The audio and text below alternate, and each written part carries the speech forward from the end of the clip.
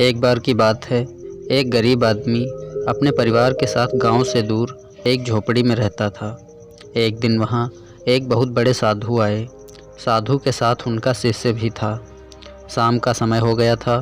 साधु और शिष्य दोनों गरीब आदमी के झोपड़ी के पास गए और उस आदमी से कुछ खाने के लिए मांगा। गरीब आदमी ने उन्हें कुछ मीठे आम के फल लाकर दिए। गुरुजी और शिष्य ने आम खाए और अपनी भूख मिटाने के बाद वहाँ से चलने को कहा। अब रात हो चुकी थी, इसलिए आदमी ने दोनों को पास ही ठहरने के लिए कहा। इस पर गुरुजी ने पहले तो मना किया, लेकिन ज़्यादा कहने पर गुरुजी वहाँ ठहरने के लिए मान गए।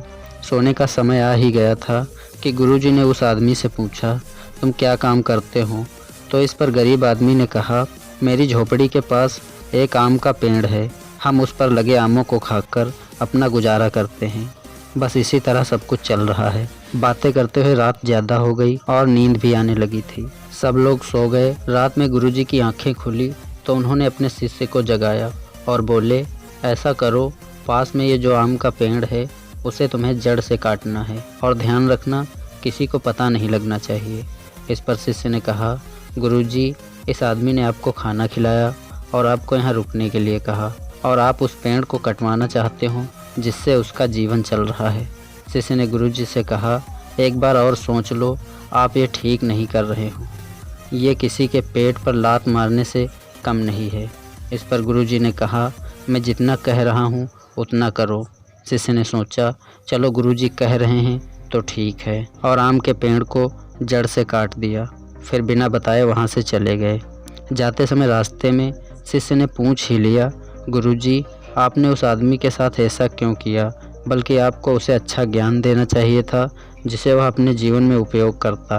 उसका जीवन और भी बेहतर हो सकता था, लेकिन आपने उसके साथ बहुत ही गलत किया।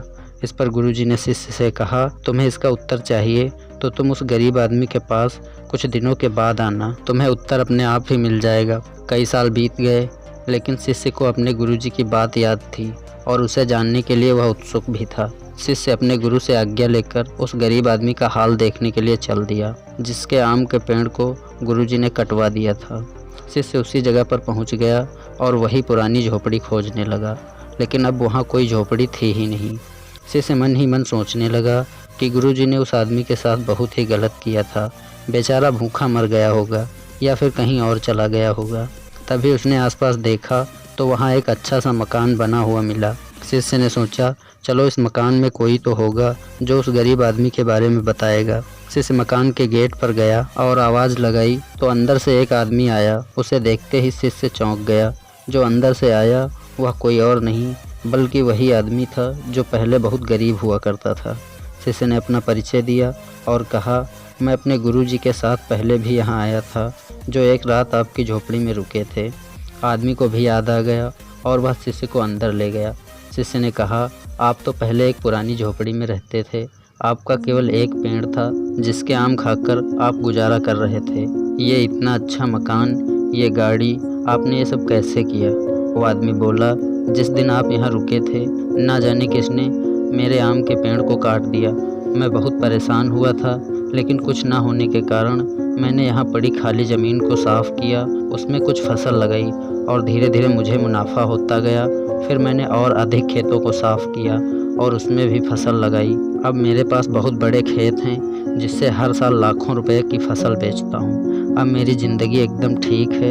यह सब सुनकर शिष्य भी समझ गया गुरुजी ने जो आम का पेड़ कटवाया था यह उसी का नतीजा है जो उस गरीब इंसान को एक कामयाब और बड़ा किसान बना दिया।